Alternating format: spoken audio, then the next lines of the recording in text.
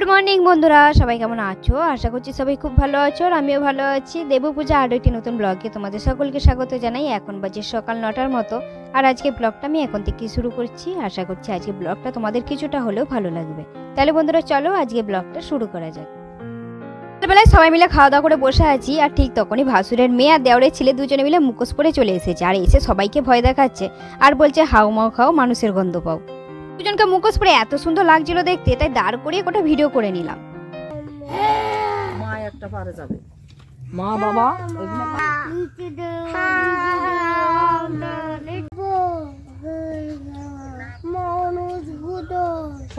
তো বন্ধুরা, এই দুই ভাই বোনের মা ওরা একই মায়ের পেটের দুই বোন। একজনের বিয়ে হয়েছে বড় কাকা শ্বশুরের ছেলের সাথে আর একজনের বিয়ে হয়েছে ছোট কাকা শ্বশুরের ছেলের সাথে। তার মানে এরা হচ্ছে মাসির ছেলে মেয়ে। পরে সবাই মিলে গাছতলায় বসেছিলাম আর ঠিক তখনই দেখো দুই ভাইতে মিলে মারপিট লেগেছে। তারপর তো বড় ভাসুরের ছেলে রাগ করে অনেকক্ষণ রোদের ভিতর বসেছিল এই গরমের মধ্যে। তারপর বড় ভাসুর এসে রোদ থেকে ওকে তুলে নিয়ে এসেছে। এদিকে দেখো মা আর ছোট ননদ দুজনে মিলে বাবাকে ধরে স্নান করাতে নিয়ে যাচ্ছিল আর বাবা এদিকে এত পরিমাণে ঘুমের ঘোরে ছিল যে ঠিকমতো হেঁটেও যেতে পারছিল না, তাই দুজনে মিলে ধরে নিয়ে যাচ্ছে।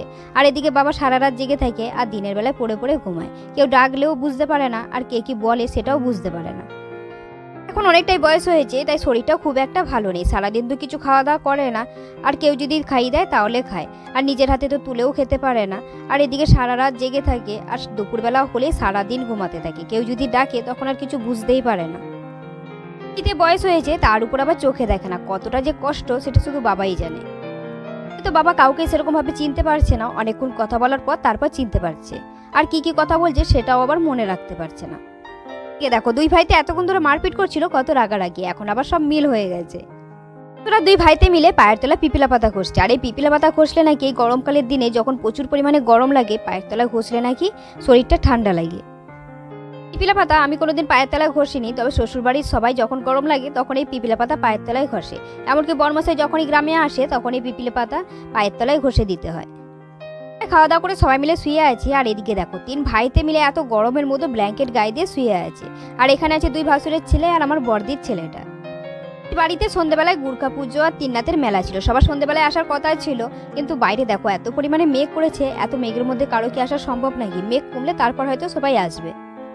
সবাই মিলে গুর্খা পূজার জন্য গুর্খার নাড়ু তৈরি করে রেখে দিয়েছি। পুজো শুরু হলে তখন আবার এই নাড়ুটা ওখানে দিতে হবে। বরমশাই চেয়ার নিয়ে মাঠের মধ্যে বসেছিল আর এখানে খুব সুন্দর হাওয়া দিচ্ছিল। আর তখন দেখো কতগুলো বাচ্চা এসে জড়ো হয়েছে। এখানে আছে তিনটে ভাসুরের ছেলে মেয়ে, তার সাথে একটা দেওরের ছেলে আর একটা ননদের মেয়ে আর বড়দির ছেলে।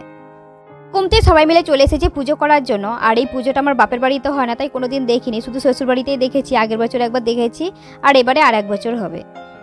পুজোটা দেওয়া হয় গরুর বাছুর হলে। আর মা এই পুজোটা যতদিন না দেবে ততদিন দুধ খাবেই না। এই পুজোটা দেওয়ার পর তারপর থেকে মা দুধ খায়। মা বলে নয়, এই গ্রামে যাদের যাদের গরুর বাছুর হয় তারাই এই পুজোটা দেয়। আর এই পুজোটা গ্রামের সব লোক আর বউরা মিলে করে। যেটা করতে কোনো রকম টাকা পয়সা লাগে না, তবুও সবাই দেয়, কারণ যে বাদ্যযন্ত্রগুলো নিয়ে আসে সেগুলো যখন খারাপ হয় তখন তো বাগাতে টাকা লাগে। তাই সবাই যার যেমন সামর্থ্য সে সেমন টাকা দেয়। পুজোতে যার যেমন সামর্থ্য সে সেরকম খাওয়ায়। কেউ লুচি খাওয়ায়, কেউ খিচুড়ি খাওয়ায়, কেউ পায়েস খায়। তবে আমাদের বাড়িতে আজকে পায়েস রান্না করেছে। অনেকটা গরুর দুধ ছিল, পুরো দুধ দিয়ে আজকে অনেকটা পায়েস রান্না করেছে। আমাকে দেখতে পেয়েছো? ওই দেখো দূরে আমি নাড়ু নিয়ে হেঁটে হেঁটে যাচ্ছি। আর গ্রামে আসলে আমি এইভাবে শাড়ি পরে মাথায় ঢাকা দিয়ে সবসময় থাকতে হয়। পুজোটা কিভাবে হয় সেটাই এখন তোমাদের শোনাবো, আর শুনে অবশ্যই কমেন্ট করে জানাবে কেমন লাগলো তোমাদের।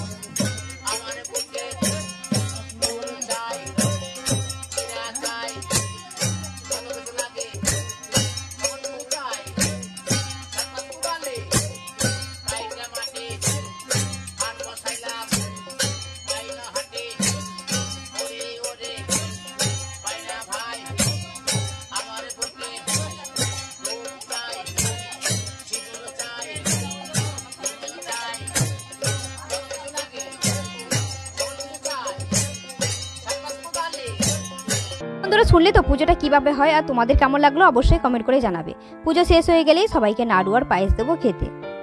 বন্ধুরা চলো আজকে ব্লগটা বেশি বড় করছি না, এখানেই শেষ করছি। আজকে ব্লগটা কেমন লাগলো অবশ্যই কমেন্ট করে জানাবে, ভালো লাগলে একটা লাইক শেয়ার করে দেবে। দেখা হচ্ছে খুবই শীঘ্রই পরবর্তী ব্লগে।